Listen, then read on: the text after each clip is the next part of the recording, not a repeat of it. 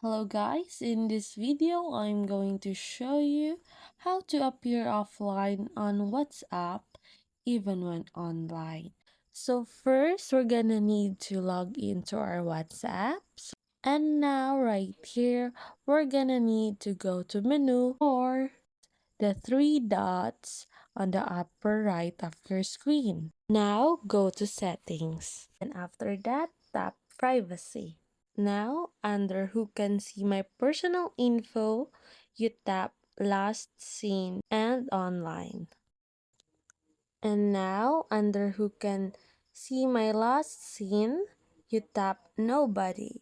And under who can see when I'm online, set it to same as last seen. And that's it, guys. That's how you appear offline on WhatsApp even when you're online.